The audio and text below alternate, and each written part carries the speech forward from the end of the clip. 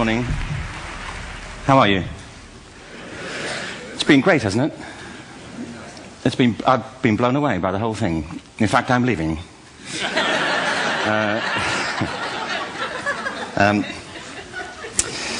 There have been three themes, haven't there, running through the conference, which are relevant to what I want to talk about. One is the extraordinary evidence of human creativity in all of the presentations that we've had and in all the people here. Just the variety of it and the range of it. The second is that it's put us in a place where we have no idea what's going to happen in terms of the future. No idea how this may play out. I have an interest in education. Actually, what I find is everybody has an interest in education. Don't you? I find this very interesting. If you're at a dinner party and you say you work in education, actually, you're not often at dinner parties, frankly, if you work in education, you're not asked, and you're never asked back, curiously. That's I think it strikes me.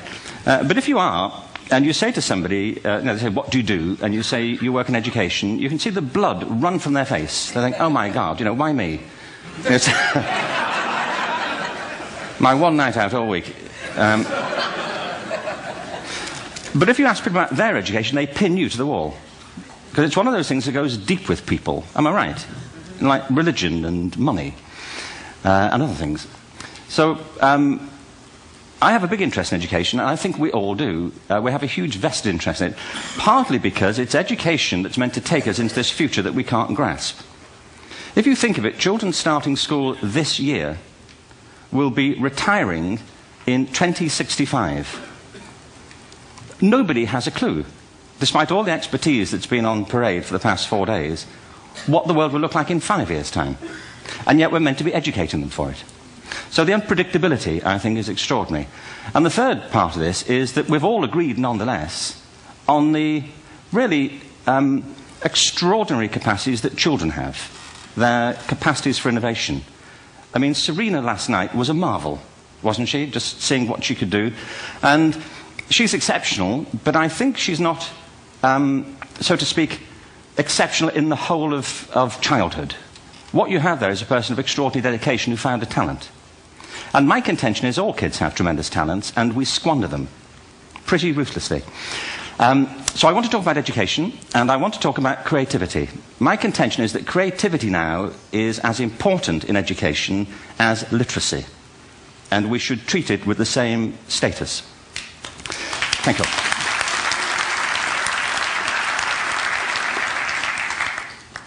That was it, by the way. Thank you very much. So, 15 minutes left. Well, I was born... No, I had a great story recently, I love telling it, of a little girl who was in a drawing lesson. She was 6, and she was at the back drawing, and the teacher said this little girl hardly ever paid attention. And in this drawing lesson, she did. And the teacher was fascinated. She went over to her and she said, what are you drawing? And the girl said, I'm drawing a picture of God. And the teacher said, but nobody knows what God looks like. And the girl said, they will in a minute.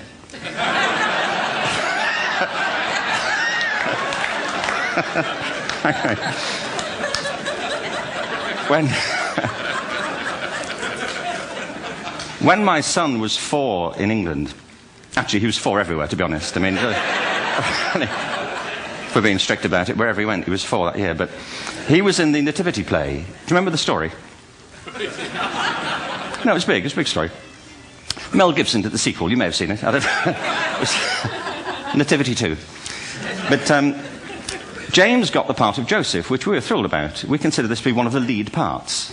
We had the place crammed full of agents and T-shirts, James Robinson is Joseph. He didn't have to speak, but do you know the bit where the 3 kings come in? They come in bearing gifts, and they bring gold, frankincense, and myrrh. This really happened. We're sitting there, and they, I think, just went out of sequence. Because we talked to the little boy afterwards and said, are you okay with that? And they said, yeah, why was that wrong? They just switched. I think that was it. Anyway, the 3 boys came in, little 4-year-olds with tea towels on their heads, and they put these boxes down. The first boy said, I bring you gold. And the second boy said, I bring you myrrh. And the third boy said, Frank sent this.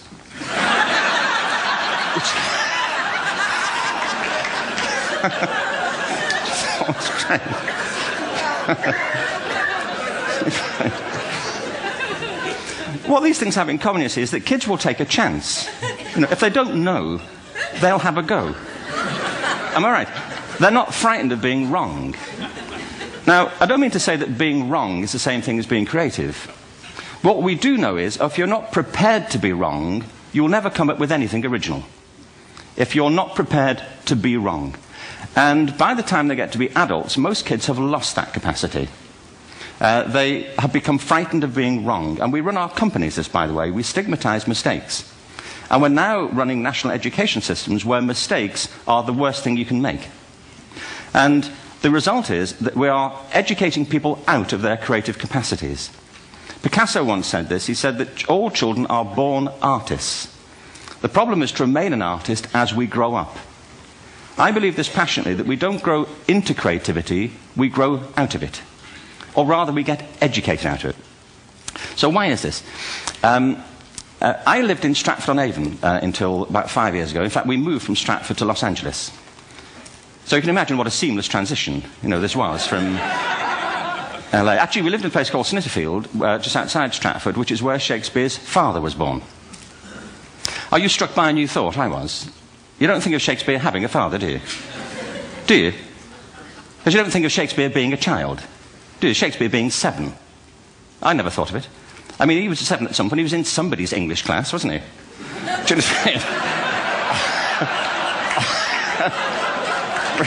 Really? How annoying would that be?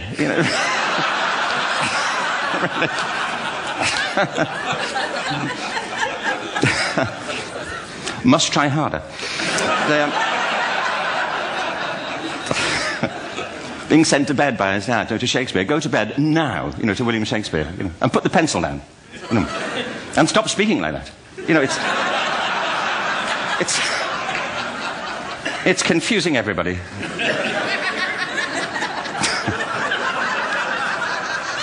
Anyway, we moved from Stratford to Los Angeles, and I just want to say a word about the transition. Actually, my son didn't want to come. I've got 2 kids. He's 21 now, and my daughter's 16. He didn't want to come to Los Angeles. He loved it, but he had a girlfriend in England. This was the love of his life, Sarah. He'd known her for a month. Mind you, they'd had their 4th anniversary, because it's a long time when you're 16. Anyway, he was really upset on the plane. He said, "I'll never find another girl like Sarah." And we were rather pleased about that, frankly, because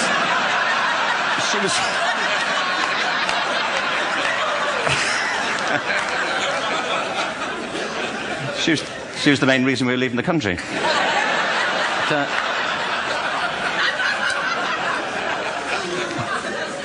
But something strikes you when you move to America and when you travel around the world. Every education system on earth has the same hierarchy of subjects. Everyone, doesn't matter where you go. You'd think it would be otherwise, but it isn't. At the top are mathematics and languages, then the humanities, and at the bottom are the arts, everywhere on earth. And in pretty much every system, too, there's a hierarchy within the arts. Art and music are normally given a higher status in schools than drama and dance. There isn't an education system on the planet that teaches dance every day to children the way we teach them mathematics. Why? Why not? I think this is rather important. I think maths is very important, but so is dance. Children dance all the time if they're allowed to. We all do. We all have bodies, don't we? Did I miss a meeting? I think... Truthfully, what happens is, as children grow up, we start to educate them progressively from the waist up. And then we focus on their heads, and slightly to one side. If you were to visit education as an alien and say, what's it for, public education, I think you'd have to conclude, if you look at the output, who really succeeds by this? Who does everything they should? Who gets all the brownie points? Who are the winners? I think you'd have to conclude the whole purpose of public education throughout the world is to produce university professors. Isn't it? They're the people who come out the top. And I used to be one. So there. And I like university professors, but, we shouldn't hold them up as the high watermark of all human achievement. They're just a form of life. Another form of life. But they're rather curious, and I say this out of affection for them. There's something curious about professors. In my experience, not all of them, but typically, they live in their heads. They live up there, and slightly to one side. They're disembodied, in a kind of literal way. They look upon their body as a form of transport for their heads. It's... Don't they? It's a way of getting their head to meetings.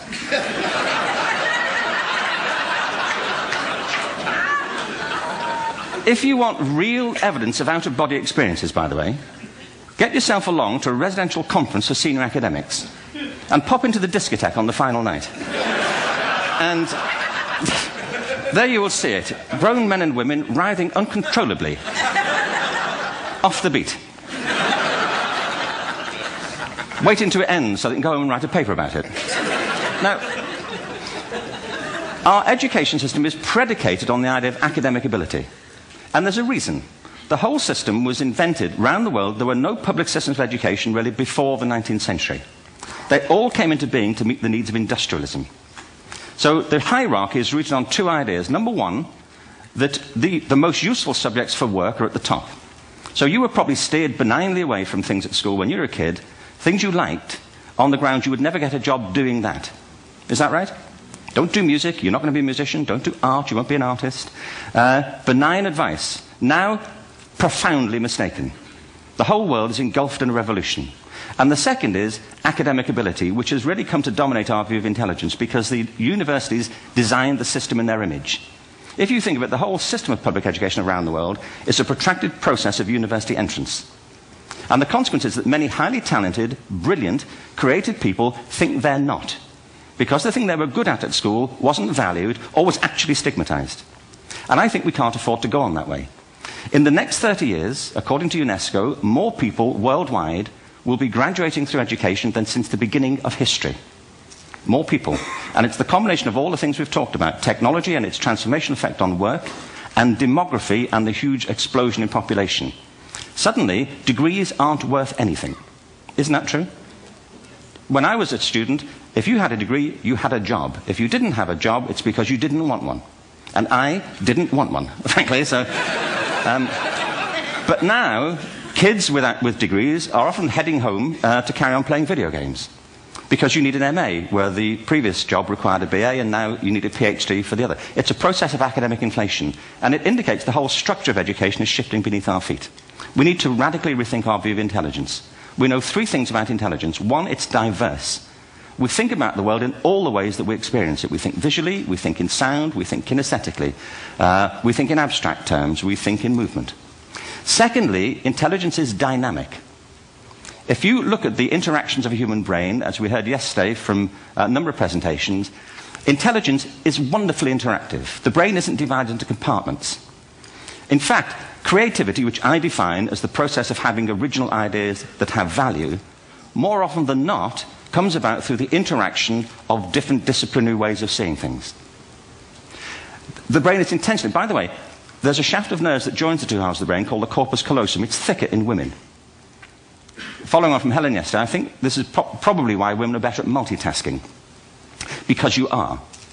Aren't you? There's a raft of research, but I know it from my personal life. If my wife is cooking a meal at home, which is not often, thankfully, but, if she's doing... No, she's good at some things.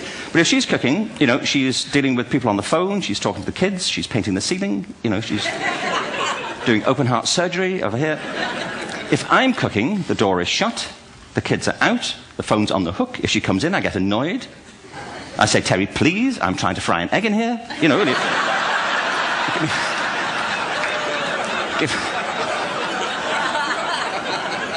Give me a break. Actually, there was do you know that old philosophical thing? If a tree falls in a forest and nobody hears it, did it happen? Remember that old chestnut? I saw a great T-shirt recently which said, if a man speaks his mind in a forest and no woman hears him, is he still wrong?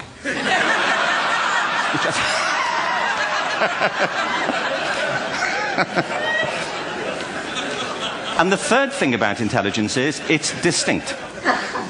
I'm doing a new book at the moment called Epiphany, which is based on a series of interviews with people about how they discovered their talent. I'm fascinated by how people got to be there. It's really prompted by a conversation I had with a wonderful woman who most people have never heard of. She's called Gillian Lynn. Have you heard of her? Some have. She's a choreographer, and everybody knows her work. She did Cats. and Phantom of the Opera. She's wonderful. I used to be on the board of the Royal Ballet in England, as you can see. And anyway, Jill and I had lunch one day. I said, how'd you get to be a dancer? And she said it was interesting. When she was at school, she was really hopeless. And the school in the 30s wrote to her parents and said, we think Gillian has a learning disorder. She couldn't concentrate. She was fidgeting. I think now they'd say she had ADHD. Wouldn't you? But this was the 1930s, and ADHD hadn't been invented, at this point, so it wasn't an available condition. People weren't aware they could have that. Anyway, she went to see this specialist. So this oak-panelled room, and she was there with her mother, and she was led and sat on this chair at the end, and she sat on her hands for 20 minutes while this man talked to her mother about all the problems Gillian was having at school. And at the end of it, because she was disturbing people, her homework was always late and so on, little kid of 8, in the end, the doctor went and sat next to Gillian and said, Gillian, I've listened to all these things that your mother's told me. I need to speak to her privately. So he said, wait here, we'll be back. We won't be very long. And they went and left her. But as they went out the room, he turned on the radio that was sitting on his desk. And when they got out the room, he said to her mother, just stand and watch her. And the minute they left the room, she said she was on her feet, moving to the music. And they watched for a few minutes, and he turned to her mother, and he said, Mrs. Lynn, Gillian isn't sick. She's a dancer. Take her to a dance school. I said, what happened? He said, she did. I can't tell you how wonderful it was. We walked in this room, and it was full of people like me. People who couldn't sit still. People who had to move to think. Who had to move to think. They did ballet, they did tap, they did jazz, they did modern, they did contemporary. She was eventually auditioned for the Royal Ballet School. She became a soloist. She had a wonderful career at the Royal Ballet. She eventually graduated from the Royal Ballet School, found her own company, the Gillian Dance Company, met Andrew Lloyd Webber. She's been responsible for some of the most successful musical theatre productions in history. She's given pleasure to millions, and she's a multi-millionaire. Somebody else might have put her on medication and told her to calm down. Now, I think...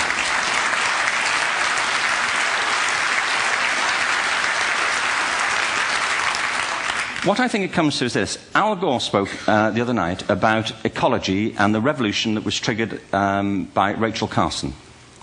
I believe our only hope for the future is to adopt a new conception of human ecology, one in which we start to reconstitute our conception of the richness of human capacity. Our education system has mined our minds in the way that we've strip-mined the earth for a particular commodity, and for the future it won't serve us. We have to rethink the fundamental principles on which we're educating our children. There was a wonderful quote by Jonas Salk, who said, if all the insects were to disappear from the earth, within 50 years, all life on earth would end. If all human beings disappeared from the earth, within 50 years, all forms of life would flourish. And he's right. What TED celebrates is the gift of the human imagination. We have to be careful now that we use this gift wisely and that we avert some of the scenarios that we've talked about. And the only way we'll do it is by seeing our creative capacities for the richness they are and seeing our children for the hope that they are. And our task is to educate their whole being so they can face this future. By the way, we may not see this future, but they will. And our job is to help them make something of it. Thank you very much. Bravo. Here, here. Thanks.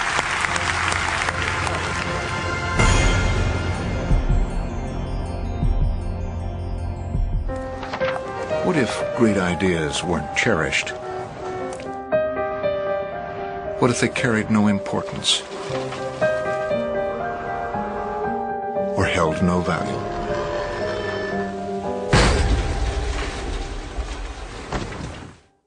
There is a place where artistic vision is protected, where inspired design ideas live on to become ultimate driving machines.